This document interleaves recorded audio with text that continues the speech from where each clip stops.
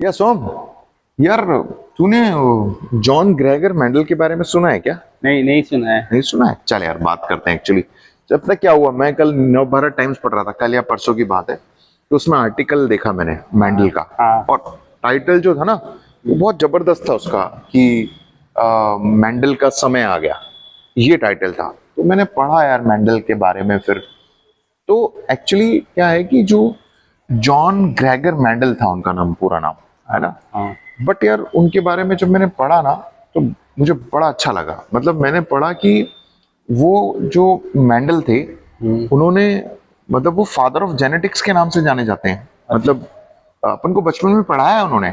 क्या बोलते हैं, आनुवांशिकता के जो पिता है या खोज करता है, वो मेंडल थे। तो बट यार उनके बारे में मैंने पढ़ा तो मजा आया। क्या शेयर करता हूँ कि वो जो बच्चे थे, छोटे थे, तो तब से वो ना, उनका इंटरेस्ट था जैसे कि खेती देखना, मतलब फल और फूलों को देखना, और उसके बारे में सवाल करना कि मतलब इसका कलर हरा क्यों है, मटर का कलर हरा क्यों है, और गुलाब का कलर लाल क्यों है।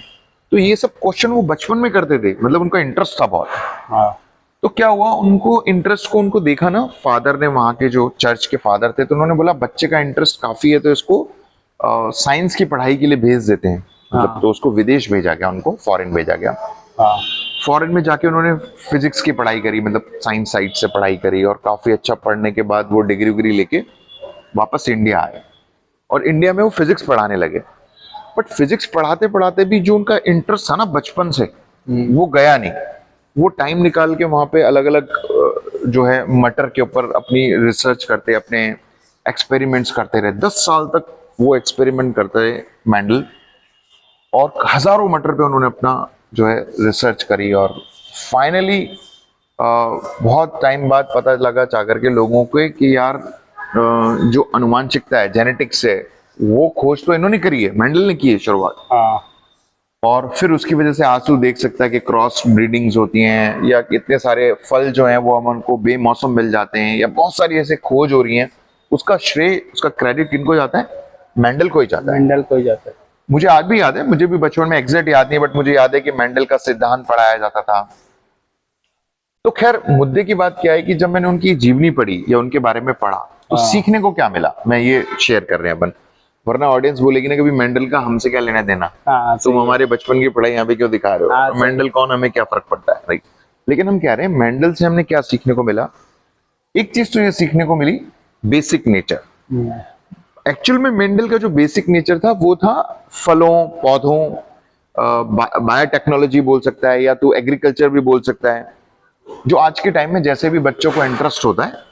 तो इसका मतलब ये हुआ कि बच्चे का अगर interest, suppose I am saying basic nature जो है, वो अगर खेती या उससे रिलेटेड है, तो बच्चों को, अगर आपका बच्चा उसमें इंटरेस्ट दिखा रहा है, बेसिक नेचर उसमें दिखा रहा है, तो इसका मतलब है अपन को उसमें वो करना चाहिए, क्या बोलते हैं, उसमें बच्चे को उसमें भेजना चाहिए कि हाँ यार चलो आप उसमें चले जाओ, राइट है। और अगर बच्चा मान लो सपोज कि इस तरह का इंटरेस्ट दिखा रहा है, तो उसे वहां भेजना चाहिए। दूसरी बात क्या है कि जो कंसिस्टेंसी की बात करते हैं, कि मेंडल ने हार नहीं मानी। मेंडल हार नहीं मानी, मतलब उनका इंटरेस्ट था, उनको पता था कि मैं कुछ तो नया करने का इंटरेस्ट था।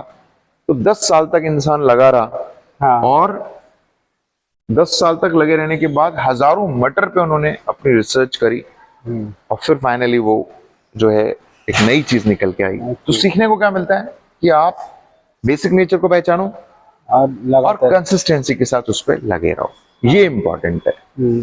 Right? सही है, सही है। तो मेंडल से ये सीखने को मिला। तो मैंने कहा चलो हम दोनों दोस्त हैं, तो मिलकर के बातचीत करके ये शेयर करते हैं।